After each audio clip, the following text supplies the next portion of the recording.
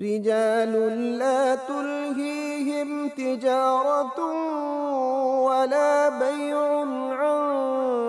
ذكر الله وإقام الصلاة وإيتاء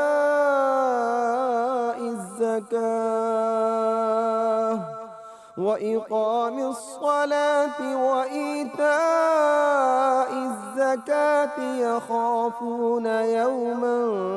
تتقلب فيه القلوب والأبصار۔ بسم اللہ الرحمن الرحیم۔ محترم ناظرین اور سامعین، آج ہم رسول اللہ صلی اللہ علیہ وآلہ وسلم کے دو اہم ترین ساتھیوں کے بارے میں بات کریں گے۔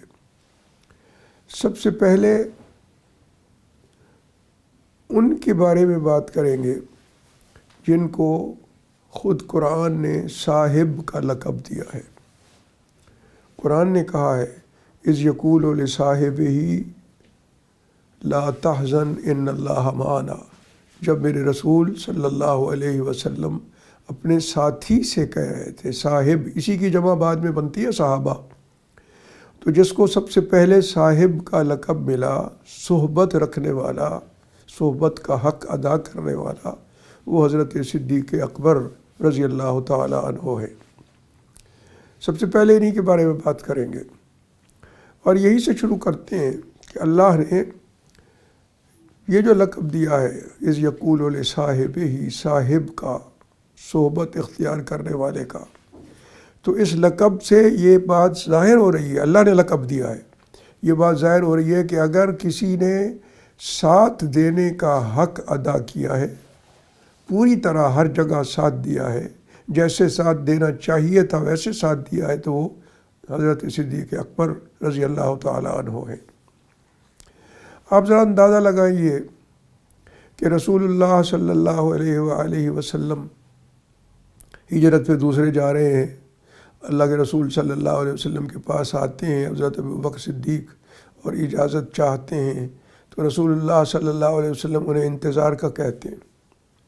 پھر حضرت عائشہ کی روایت ہے کہ ایک دن دوپہر تھی اور رسول اللہ صلی اللہ علیہ وآلہ وسلم تشریف لائے، تو کہتی ہیں میں نے سمجھ لیا کہ آج کوئی اہم بات ہے، تو آپ تشریف لائے اور کہا کہ ابوبکر مجھے اجازت مل گئی ہجرت کی،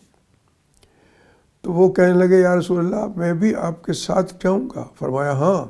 آپ ضرور ساتھ جائیں گے۔ اور پھر اگلا قدم کیا تھا کہ فوری طور پہ ابوبکر صدیق رضی اللہ تعالیٰ عنہ نے دو سواریاں پیش کر دیں اور کہا یا رسول اللہ میں اسی دن کے لیے ان دو سواریوں کو تیار کیا ہوا تھا میں نے۔ آپ نے دیکھا ہے کتنا دور تک دیکھتے تھے، کتنے دور اندیش تھے اور کیسی تیاری کی ہوئی تھی۔ اگلا قدم کیا اٹھایا کہ گھر میں جتنا مال تھا،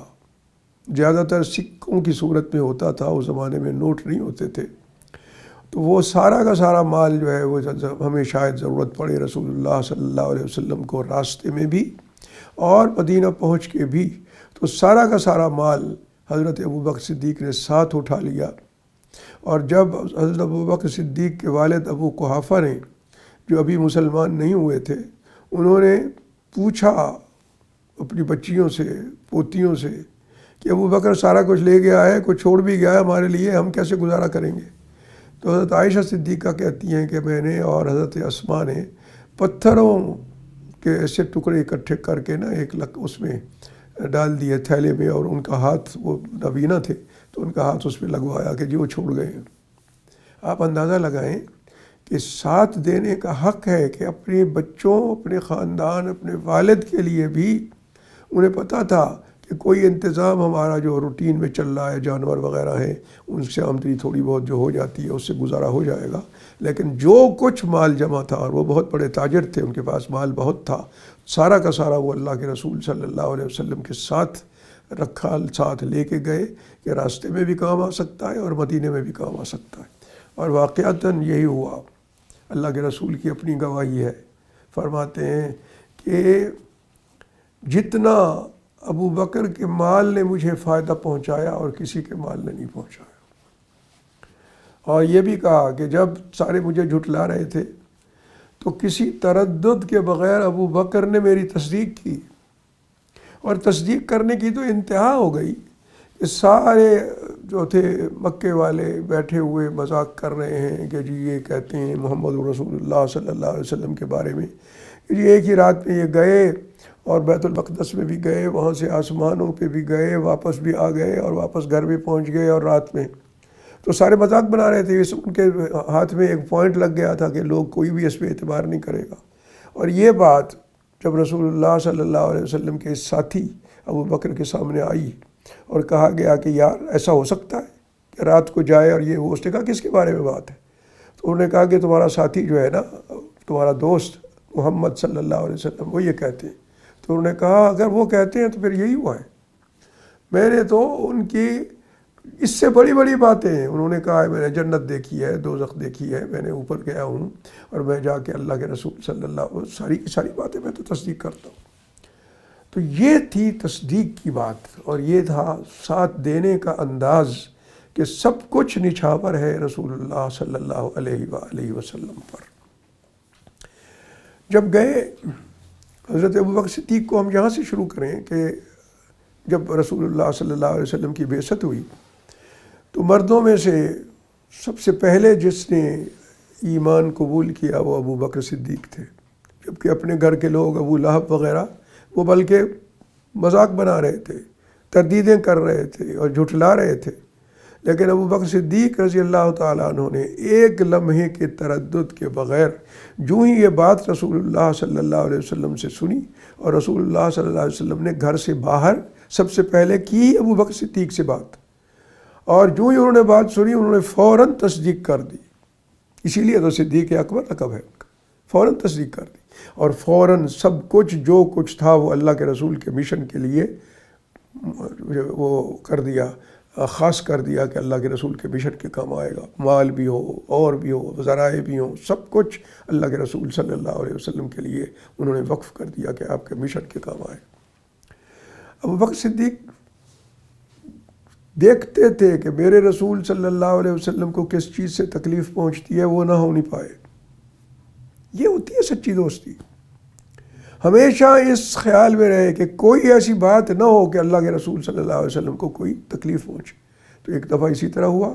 کہ یہ گئے وہاں بیت اللہ میں، اللہ کے رسول صلی اللہ علیہ وسلم وہاں نماز پڑھ رہے تھے،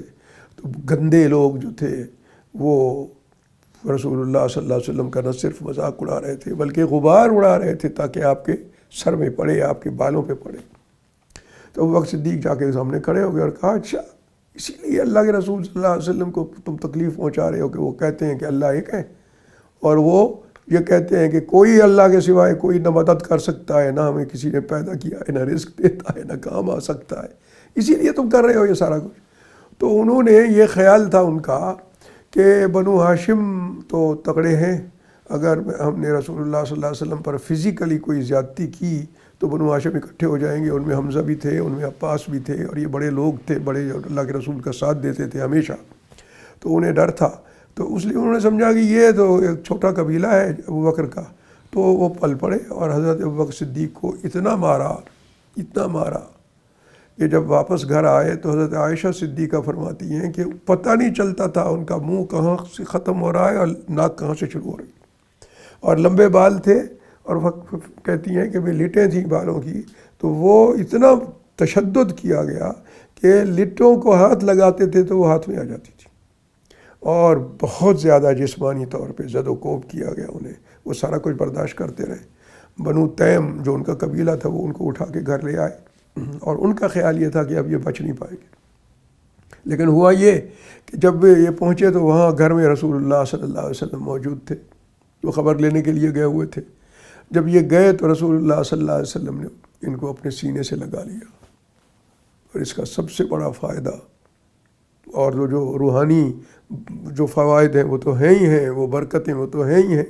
لیکن سب سے بڑا جو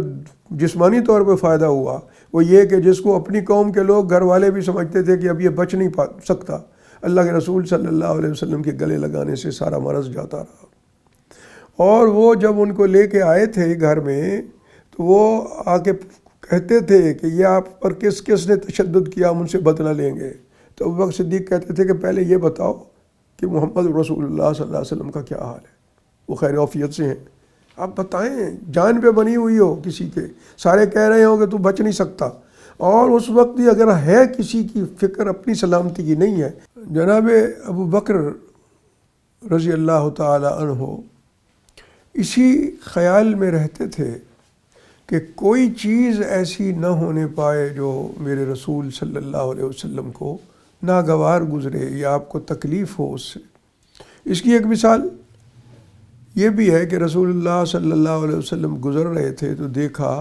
کہ بلال جو مسلمان ہو چکے تھے، افریقن تھے، کالے تھے، غلام تھے امیہ بن خلف کے، تو امیہ نے یہ ظلم و ستم ان پہ روا رکھا ہوا تھا کہ تپتی ہوئی کالی سیاہ چٹان جو ہے وہ ان کے سینے پہ رکھ دی اور کہا کہ جب تک کہ تم نہیں اعلان کرو گے کہ میں محمد صلی اللہ علیہ وسلم کے دین کو چھوڑتا ہوں، اور جب تک کہ تم یہ نہیں کہو گے ہم اسی طرح تمہیں رکھیں گے اور مر جاؤ گے تم۔ تو حضرت بلال کے ایمان کی آپ بات دیکھیں، دیکھیے جو صحیح ایمان ہوتا ہے نا، اس میں جو لذت ہوتی ہے وہ اتنی بڑی ہوتی ہے کہ زندگی کی کوئی حیثیت نہیں ہوتی اس کے مقابلے میں۔ تو حضرت بلال کا یہ عالم تھا کہ وہ چٹان ان کے سینے پہ رکھی ہوئی ہے اور وہ ایک ہی بات کر رہے ہیں جس سے ان کو سخت چڑ تھی۔ وہ کیا کہہ رہے ہیں؟ احدن احدن، ایک ہے اللہ، ایک ہے اللہ، ایک ہے، اکیلا ہے۔ رسول اللہ صلی اللہ علیہ وآلہ وسلم وہاں سے گزرے تو آپ نے کہا احد ینجی کا، بلال وہی ایک جو ہے وہی تجھے نجات دے گا۔ اس کے بعد حضرت ابوبکر صدیق کو اس بات کا پتہ چلا تو جتنا مال گھر میں تھا سارا اٹھا کے لے گئے کہ جتنے پہ سودا ہوگا میں پیسے دوں گا اس کے۔ اور حضرت ابوبکر صدیق جو لے کے گئے تھے اشرفیوں کی صورت پہ تھا، سکے ہی تھے، تو امیہ نے کہا کہ ٹھیک ہے کتنا لائے ہو؟ تو وہ ابوبکر صدیق نے کہا کہ جتنا مانگو، کہہ گا لائے جتنا لائے ہو مجھے دے دو۔ تو ابوبکر صدیق نے دے دیا، یہ نہیں دیکھا کہ اس کی قیمت بنتی بھی ہے کہ نہیں بنتی۔ تو اس نے پھر ابوبکر صدیق کا دل خراب کرنے کے لیے ساتھ ہی یہ کہا کہ ویسے تو اس کی قیمت کوئی زیادہ نہیں ہے، تم ایک اشرفی دے دیتے تو میں وہ بھی لے لیتا، لیکن اب تو تم نے دے دی۔ اس کا خیال تھا کہ اس طرح سے حضرت ابوبکر صدیق کا دل برا ہوگا، لیکن ابوبکر صدیق نے وہ غلام خریدا نہیں تھا، اللہ کی رضا کے لیے کیا تھا یہ سب کچھ۔ غلام تو خریدا تھا اس لیے کہ آزاد کر دے، انہوں نے اس سے کوئی فائدہ نہیں اٹھانا تھا، نہ وہ کوئی کمانے والا تھا زیادہ۔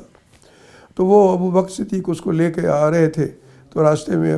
بلال نے پوچھا کہ آپ یہ بتائیے مجھے آپ نے کس لیے خریدا ہے، اتنی زیادہ رقم دی ہے؟ انہوں نے کہا اللہ کی رضا کے لیے۔ تو انہوں نے عرض کی کہ پھر آپ کیا مجھے آزاد کر دیں گے اللہ کی رضا کے لیے؟ فرمایا بالکل آزاد ہو تم، جاؤ۔ تو وہ کہنے لگے کہ اچھا پھر ٹھیک ہے، میں اپنے آپ کو رسول اللہ صلی اللہ علیہ وسلم کی خدمت پہ پیش کر دیتا ہوں اور انہی کے ساتھ رہوں گا اور ان کی خدمت کروں گا۔ قرآن نے یہ جو بات ہے، لوگوں میں یہ بڑا ایک وہ تھا کہ بھی اتنے پیسے دیے ایک کالے غلام کے ابوبکر نے، تو ہر طرح کی باتیں ہو رہی تھیں لوگوں میں کہ جی کوئی بلال کا احسان ہوگا ابوبکر پہ، کوئی اس طرح کی بات ہوگی جس کا بدلہ چکانے کے لیے ابوبکر ایک بہت اچھا احسان جو ہے شناس انسان ہے تو اس نے یہ کام کیا ہوگا۔ تو ابوبکر صدیق رضی اللہ تعالی عنہ نے تو حقیقت میں غلام کی ضرورت ہی نہیں تھی، وہ تو اس کی آزادی کے لیے کیا تھا انہوں نے، اور اللہ کی رضا کے لیے کیا تھا۔ تو اس بات پہ اللہ تبارک و تعالیٰ نے جواب دیا۔ ان اعتراض کرنے والوں کا، باتیں بنانے والوں کا جواب قرآن میں آیا کہ انذرتکم نارا تلظی، اے میرے نبی ان کو کہہ دیجئے کہ میں نے تمہیں ڈرا دیا ہے اس آگ سے جو بھڑک رہی ہے، وَسَيُجَنَّبُهَا الْأَتْقَى، اور اس سے بچا لیا جائے گا اس شخص کو جو سب سے بڑھ کے متقی ہے۔ یہ قرآن نے کہا ہے وَسَيُجَنَّبُهَا الْأَتْقَى، اتقا سب سے زیادہ متقی۔ یہ لقب کس کا دوسرا لقب ہے؟ ابوبکر صدیق کا، اس لیے کہ واقعی وہ اللہ کی رضا کے لیے اس نے پیسے خرچ کیے تھے انہوں نے۔ وَسَيُجَنَّبُهَا الْأَتْقَى الَّذِي يُؤْتِي مَالَهُ يَتَزَكَّى، وہ کہ جو مال دیتا ہے اس لیے کہ اس کا تزکیہ ہو جائے، وہ صاف ستھرا ہو جائے، اللہ کے قرب کے کے لیے مکمل طور پہ پاک صاف ہو جائے، اس لیے جو پیسے خرچ کرتا ہے، یؤتی مالہ یتزکیٰ وما لأحد عندہ من نعمت تجزیٰ، کسی کا اس پہ کوئی احسان نہیں ہے. تم ایسے باتیں بنا رہے ہو کہ کوئی بلال کا احسان ہوگا، کوئی نہیں ہے. وما لأحد عندہ من نعمت تجزیٰ الا ابتغاء وجہ ربہ الاعلیٰ، سوائے اس کے کہ ایک ہی مقصد ہے اس کا، کہ اس کا رب جو سب سے اونچا ہے، اس کا پروردگار، وہ خوش ہو جائے، وہ راضی ہو جائے. وَلَسَوْفَ يَرْضَىٰ، اس نے اپنے رب کی رضا کے لیے کیا ہے. اور قرآن نے کہا، اللہ نے کہا وَلَسَوْفَ يَرْضَىٰ، ہم اس کے ساتھ وہ سلوک کریں گے کہ وہ بھی راضی ہو جائے. یہ جو دوسرا لقب ہے صحابہ کے ساتھ، رضی اللہ عنہم ورضوا عنہ، اس کا سب سے پہلے اطلاق ابو بکر پہ کیا ہے قرآن نے، وَلَسَوْفَ يَرْضَىٰ، وہ راضی ہو جائیں. تو ابو بکر صدیق رضی اللہ تعالیٰ عنہ، ان کے جو انداز تھے زندگی میں، اسی طرح کے تھے کہ اللہ کی خوشنودی، اللہ کی رضا، اللہ کو راضی کرنا، اس لیے کہ محمد رسول اللہ صلی اللہ علیہ وسلم سے سیکھا یہی تھا. اللہ کے رسول صلی اللہ علیہ وسلم کا سب سے پہلا سبق یہی تھا کہ جس ایک ہی ہے جس کی رضا تمہیں چاہیے، جس کی رضا کو تلاش کرو اور حاصل کرو، اور وہ اللہ ہے، اور وہی سب کچھ کرنے والا ہے، اور وہی سارے کام بنانے والا ہے. وَلَسَوْفَ يَرْضَىٰ کی بات حضرت ابوبکر صدیق کے لیے قرآن نے کہی. اسی طرح جب چلے گئے رسول اللہ صلی اللہ علیہ وسلم مدینہ میں، تو مدینہ میں بھی یہی عالم تھا کہ ابوبکر صدیق کی ساری زندگی کا محور ایک ہی تھا، اور وہ یہ کہ محمد رسول اللہ صلی اللہ علیہ وآلہ وسلم کے مشن کے لیے آپ کو اپنی زندگی میں سب سے عزیز جو ہے وہ آپ کا مشن ہے. اور مشن کیا تھا؟ کہ اللہ کی مخلوق جہنم سے بچ جائے، اس کی نجات ہو جائے. تو اس مشن کے لیے وہ رسول اللہ صلی اللہ علیہ وسلم کے ساتھ وابستہ رہتے تھے ہمیشہ، اور اسی مشن کے لیے ہی سوچتے تھے، اسی کے لیے ہی اٹھتے بیٹھتے تھے، اسی کے لیے ان کی کوششیں ہوتی تھیں، اور اسی کے لیے ہی لگے رہتے تھے. رسول اللہ صلی اللہ علیہ وآلہ وسلم کا ساتھ دینے کے حق ادا کیا ہے ابو بکر نے، اور خاص طور پہ مشن کے حوالے سے. پھر آپ دیکھ لیجئے کہ وہاں یہودی بھی تھے، منافقین بھی تھے.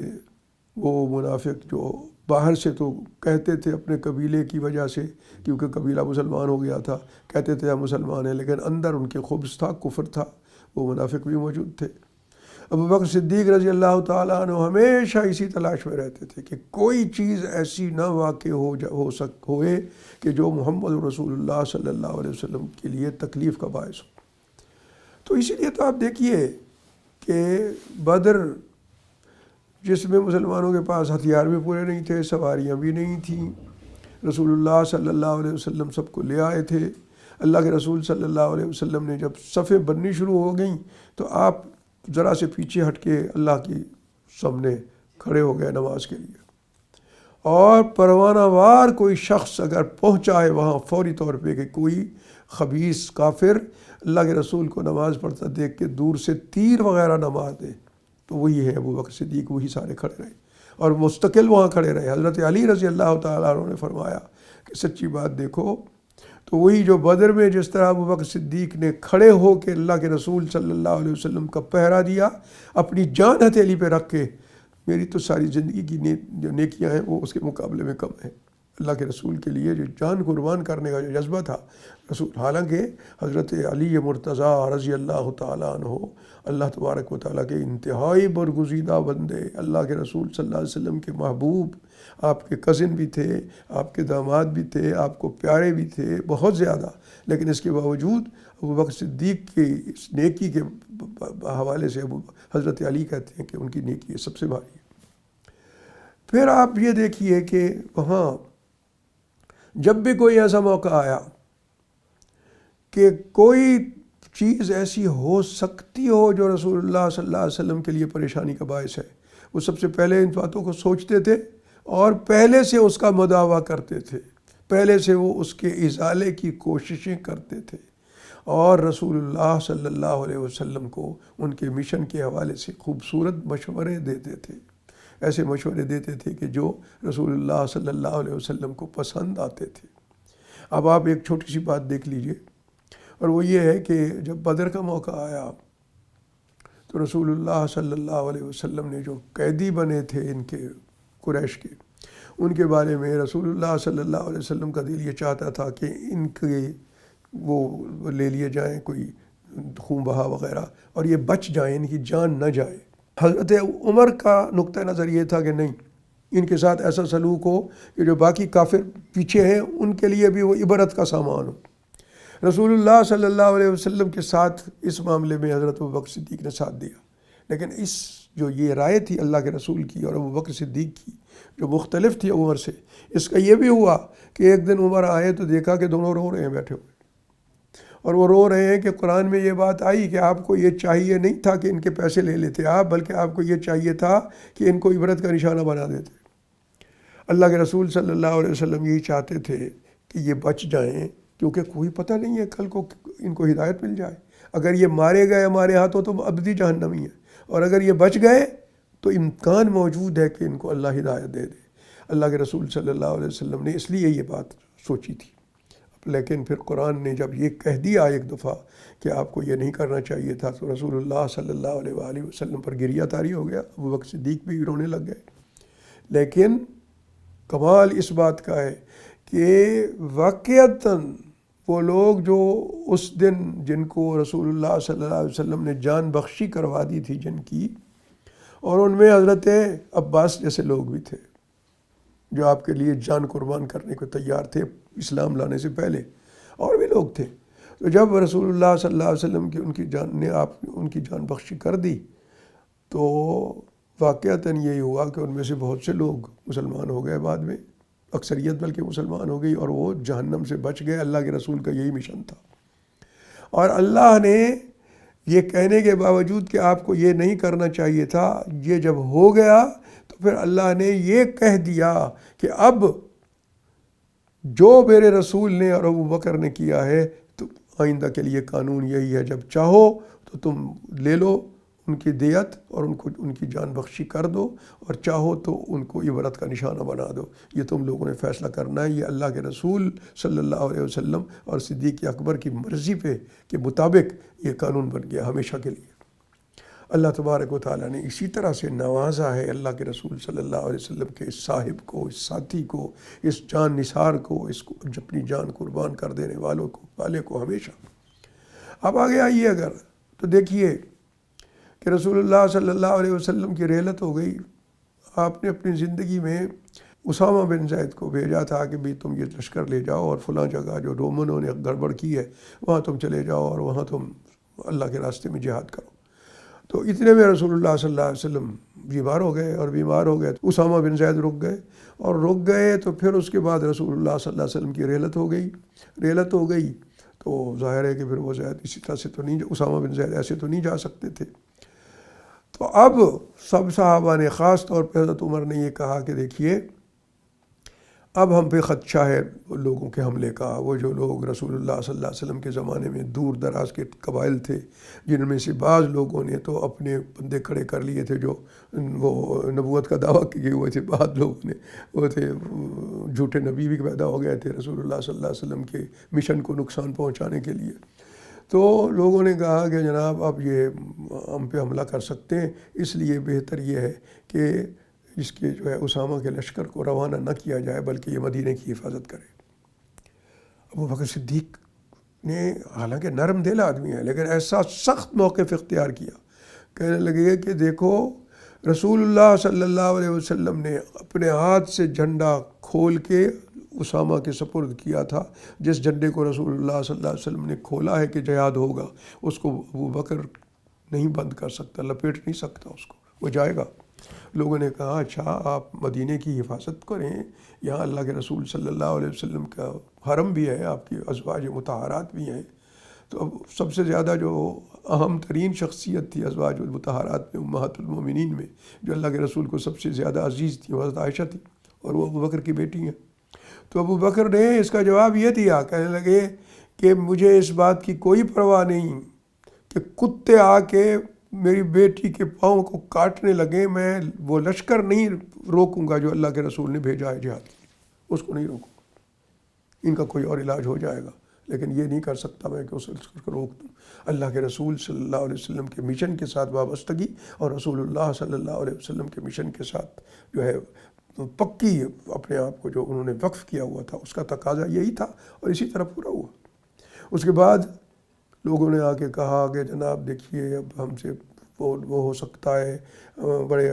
وہ ہیں خدشات ہیں اور لوگ ہم پہ حملے کر سکتے ہیں اور یہ ہو سکتا ہے اور وہ ہو سکتا ہے، تو ہم کیوں نہ کریں کہ ہم مدینے کی جو کھجوروں کی پیداوار ہے نا اس کا ایک حصہ، چوتھا حصہ تقریباً، وہ دے دیں ان قبیلوں کو جو ہمارے دشمن بنے ہوئے ہیں اور ان سے اس کو دے کے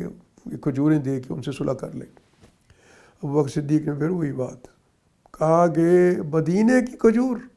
جو اللہ کے رسول صلی اللہ علیہ وسلم کے لیے اللہ نے بنائی اور آپ نے استعمال فرمائی، مدینے کی کھجور ان کو دے دوں؟ کبھی نہیں ہو سکتا۔ مدینے کی کھجور کا ایک دانہ بھی نہیں ملے گا۔ حملہ کرتے ہیں تو کریں، ہم ان کا مقابلہ کریں گے، اور مجھے یقین ہے کہ اگر یہ حملہ کرنے کے لیے آئے تو انشاءاللہ اور عزیز یہاں منہ کی کھائیں گے۔ ابوبکر صدیق اس طرح سے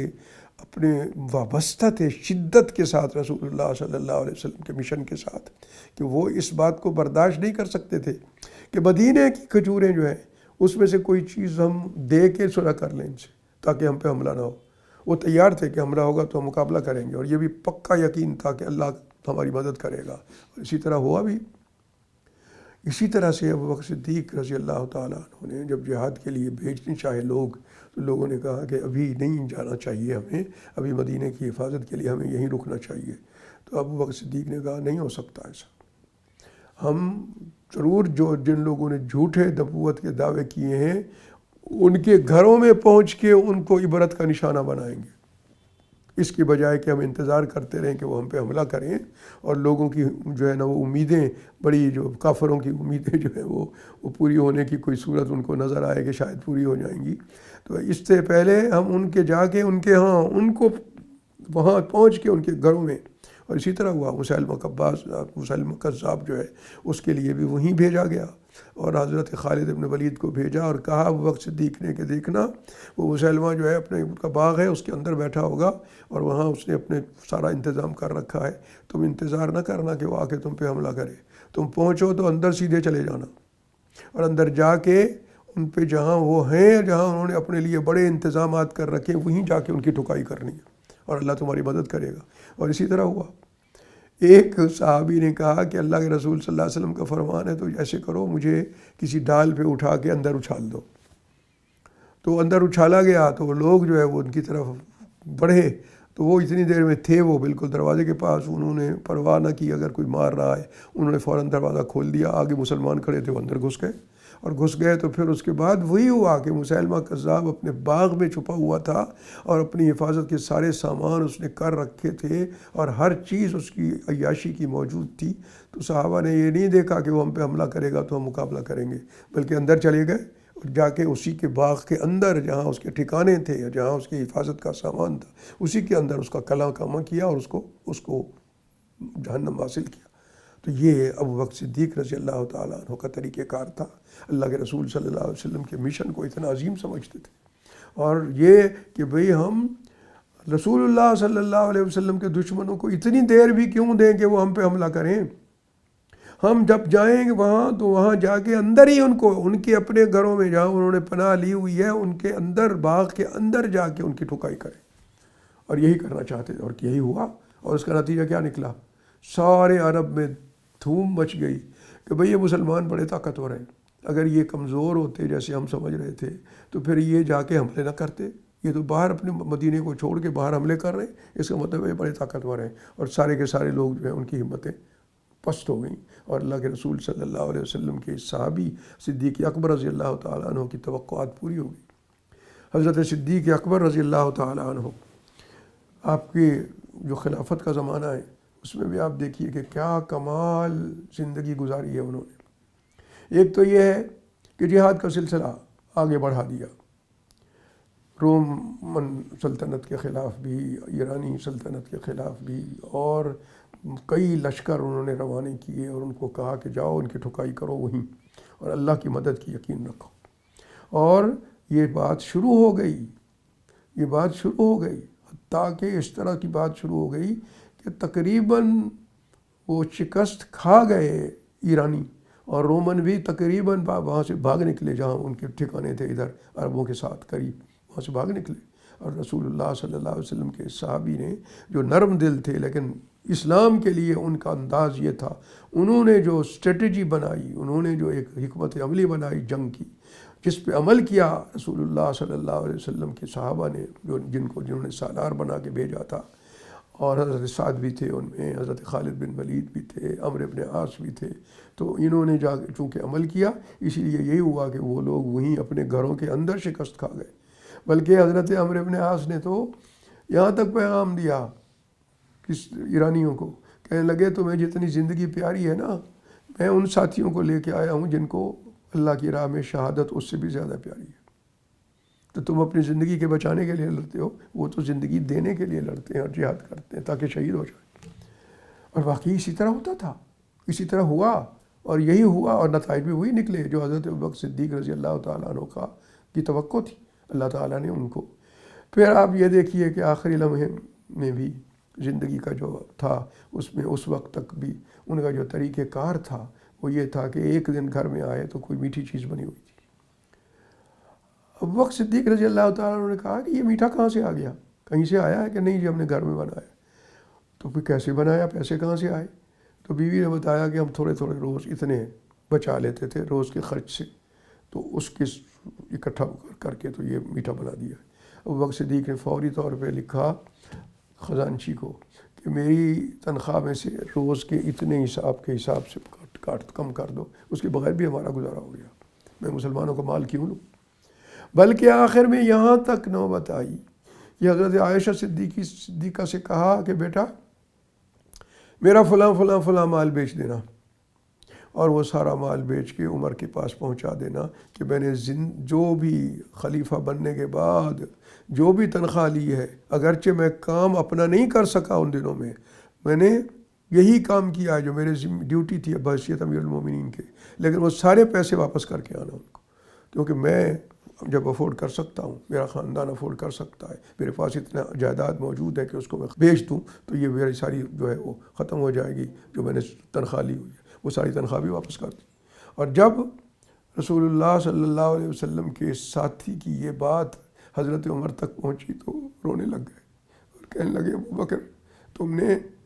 بہت بڑا مقام ہے آپ کا، آپ نے جو کیا ہے اس کے بعد جو بعد میں آنے والے ہیں ان کے لیے یہ آسان نہیں ہوگا اس کو فالو کریں. اس حد تک جو بے رغبتی ہے دنیا سے، اور اس حد تک جو بات ہے کہ بھئی کام اللہ کا کرو لیکن ایک دھیلا بھی نہ لو بیت المال سے، جو لیا ہوا تھا وہ سارا کا سارا واپس کر دو، تو یہ کوئی اور نہیں کر سکتا تھا. پھر آپ یہ بھی دیکھیے کہ رسول اللہ صلی اللہ علیہ وسلم سے محبت کا یہ عالم تھا کہ حضرت عائشہ صدیقہ سے ایک دن کہنے لگے، بیمار ہو گئے تھے، پتہ تھا کہ بیماری ہے میری شدید، تو اسے کہنے لگے کہ بیٹا اللہ کے رسول صلی اللہ علیہ وسلم کا جب انتقال ہوا تھا تو کتنی عمر تھی آپ کی؟ تو وہ 63.5 سال تقریباً بنتی ہے، نہیں ساری عمر جو ہے وہ 63.5 سال بنتی ہے. تو کہنے لگے بیٹا میرے بھی 63.5 پورے ہو رہے. مجھے یقین ہے کہ اللہ تبارک و تعالیٰ اس معاملے میں بھی میری جو آرزو ہے کہ میں آپ کے ساتھ آپ کے نقش قدم پہ میری موت بھی اسی طرح ہو، اللہ میری آرزو بھی پوری کرے گا. چنانچہ یہی ہوا کہ اس دن اس وقت پھر وہی اسی عمر کا جب پہنچے تو اسی دن بلکہ ان کا انتقال ہوا، دن بھی وہی تھا. اور پھر کمال یہ تھا ان کا کہ انہوں نے کہا کہ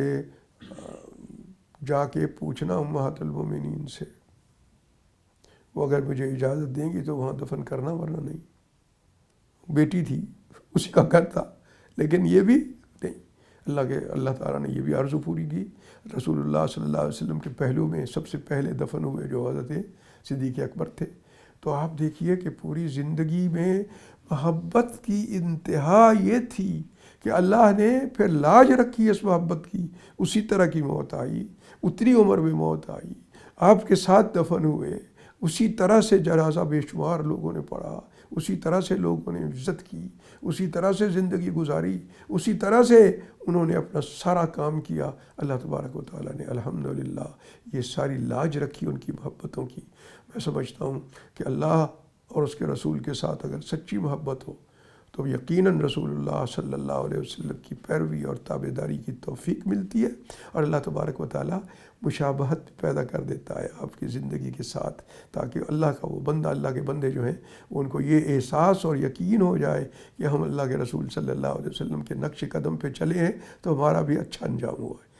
اللہ تبارک و تعالی ہمیں سب کو رسول اللہ صلی اللہ علیہ وسلم کی شدید محبت، اللہ اپنی محبت سے ہمارا سینہ منور کر دے، اور اپنے رسول صلی اللہ علیہ وسلم کی محبت سے سینہ منور کر دے، اور اگر یہ محبتیں دونوں چوٹی کی محبتیں ہوئیں تو انشاءاللہ العزیز یہ دنیا بھی سنور گئی، یہاں بھی کامیابیاں ہی کامیابیاں ہیں۔ چھوٹے سے عرب تھے، تھوڑے سے ان کے پاس ہتھیار بھی نہیں ہوتے تھے، انہوں نے دو بڑی اس وقت کی سپر پاورز کو شکست دے دی، اور اللہ کے رسول صلی اللہ علیہ وسلم کی بات پوری ہو گئی۔ اسی طرح سے جو محبت اللہ کے ساتھ، اس کے رسول کے ساتھ اگر پکی ہو تو انشاءاللہ یہ دنیا بھی کامیابیوں کی ضمانت ہے یہاں بھی اللہ کی طرف سے، اور آخرت میں تو ہے ہی انشاءاللہ۔ اللہ ہمیں اللہ اپنی اور اپنے رسول صلی اللہ علیہ وسلم کی محبت عطا فرمائے، ہمارے سینے کو منور کر دے، اور ہمیں اللہ کے رسول صلی اللہ علیہ وسلم کے نقش قدم پہ چلائے۔ وآخر دعوانا ان الحمدللہ رب العالمین۔ رجال لا تلهيهم تجارة ولا بيع عن ذكر الله وإقام الصلاة وإيتاء الزكاة يخافون يوما